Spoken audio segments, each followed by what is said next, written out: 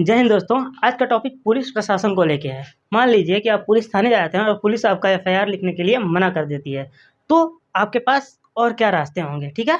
क्योंकि पुलिस ने तो मना कर रखा है, ठीक है? मैं पुलिस की भी बात कर रहा हूँ जिस थाने में गए, और साथ में आपके एसपी साहब की भी बात कर रहा हूँ, वहाँ पे भी गए वो भी मना कर दिया, ठीक है? तो भी बात कर रहा हूँ, ठीक है? तो इस कंडीशन में आप क्या करें? तो पहले हम देखते हैं कि एफआईआर क्या होता है। एफआईआर जो होता है, ये पहली इन्फॉर्मेशन होती है किसी भी ऑफेंस को लेके। वो ऑफेंस कॉग्निजेबल ऑफेंस होना चाहिए, ठीक है? कैसा ऑफेंस होना चाहिए? कॉग्निजेबल ऑफेंस, ठीक है? तो एफआईआर सेक्शन 154 में डिफाइन है, ठीक है? जिसमें कॉग्निजेबल ऑफेंस है, तो पुलिस क्या करती है कि आपकी बात को एफआईआर रजिस्टर में क्या करती है? नोट करती है, ठीक है? देखिए, ये एफआईआर आप रिटन में भी पुलिस को दे सकते हैं, ठीक है? या मौखिक यानी बोल के भी पुलिस को ये इन्फॉर्मेशन दे सकते हैं, ठीक है? आपके पास दोनों रास्ते मौजूद होते हैं, ठीक है? और पुलिस को आप अगर बोल के देते हैं तो पुलिस को लिखना होगा, ठीक है? और इतना करने के बाद 52 क्लॉज 2 में उसकी फ्री ऑफ कॉस्ट एफआईआर की कॉपी आपको प्रोवाइड करानी होगी, ठीक है? मतलब हम गए हैं एफआईआर कराने, तो हमको फ्री ऑफ कॉस्ट क्या एफआईआर की दूसरी कॉपी हमको पुलिस ऑफिसर देगा, जिसमें बाकायदे अच्छे से सेक्शन लिखे होंगे कि ये सेक्शन के थ्रू आपका एफआईआर दर्ज किया गया है, ठीक है? तो अगर ऐसा नहीं है तो समझ लीजिएगा वो एफआईआर की पेपर नहीं है, ठीक है? तो ऐसे एफआईआर दर्ज होता है, ठीक है? अब सवाल आता है कि एफआईआर आप कहाँ कर सकते हैं? तो ये दिमाग से बिल्कुल निकाल दीजिए कि जहाँ क्राइम हुआ है यानी जहाँ वो ऑफेंस हुआ है बस उस एरिया के थाने में ही कर सकते हैं। आप कहीं भी एफआईआर दर्ज करा सकते हैं, यानी किसी भी थाने में जाके आप एफआईआर दर्ज करा सकते हैं। इसके लिए उस एरिया का होना ज़रूरी नहीं है जहाँ अपराध हुआ है, ठीक है? ऐसे अपराध को हम जीरो एफआईआर करते हैं। कैसे एफआईआर कहते हैं? जीरो एफआईआर, जहाँ हम किसी भी थाने में एफआईआर को क्या करते हैं? दर्ज करा देते हैं। अब इसका काम होगा कि ये चुनेगा कौन सा थाना है और ट्रांसफ़र करना, ठीक है?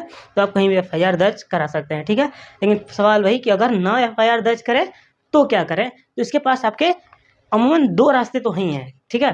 पहला जो सिंपल है कि ऑनलाइन जो पेट्रोल चालू कर दिया गया गवर्नमेंट के थ्रू, चाहे यूपी की, दिल्ली की, बहुत जगह गवर्नमेंटों ने अब ऑनलाइन चालू कर दिया, लेकिन उसकी एफिशिएंसी अभी भी इतना अच्छा नहीं है, ठीक है?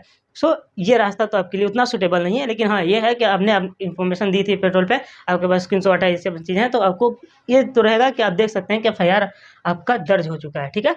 दूसरा, आप डायरेक्ट सेक्शन 200 ऑफ सीआरपीसी में मजिस्ट्रेट को अप्रोच कर सकते हैं। कहाँ अप्रोच कर सकते हैं? मजिस्ट्रेट को अप्रोच कर सकते हैं। और सेक्शन 156 क्लॉज 3 में मजिस्ट्रेट क्या कर सकता है? आपकी बात को सुनेगा, ठीक है? क्या करेगा? आपकी बात को सुनेगा और उसके बाद डायरेक्ट कर देगा किसको? पुलिस ऑफिसर को। क्या कर देगा? डायरेक्ट कर देगा कि आप एफआईआर को इनके लिखिए और इसको क्या कीजिए? तुरंत के तुरंत इन्वेस्टिगेशन चालू कीजिए, ठीक है? क्योंकि जैसे ही पुलिस ऑफिसर एफआईआर लिखेगा ना, उसकी ऑब्लिगेशन ड्यूटी जो कहिए आप, वो बन जाती है कि उसे तुरंत निकल के इस केस के इन्वेस्टिगेशन को क्या कर दे?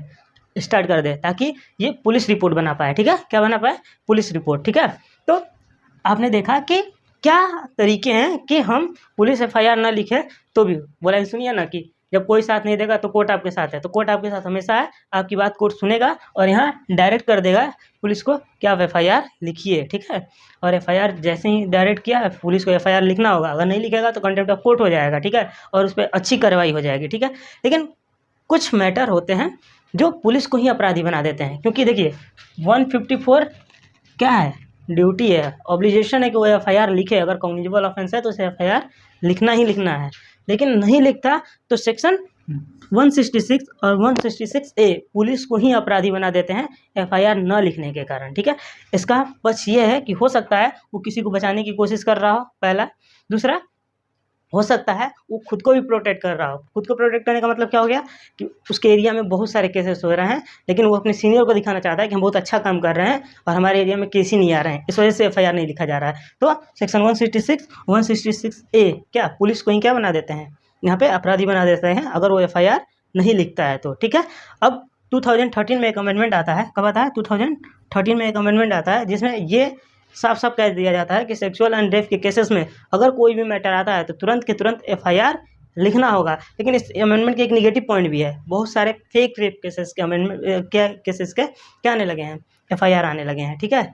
सो अगले टॉपिक में देखेंगे कि अगर आपके पास फेक एफआईआर दर्ज है ना, आपके ऊपर कोई फेक एफआईआर दर्ज करा देना, तो आपके पास कौन से रास्ते होंगे उस एफआईआर से बचने के लिए, ठीक है? तब तक के लिए थैंक यू सो मच। जुड़े रहिए हमारे चैनल के साथ, इंडिया फर्स्ट 2.00। इसमें आपको लीगल सारी नॉलेज मिलेगी, ठीक है? Thank you.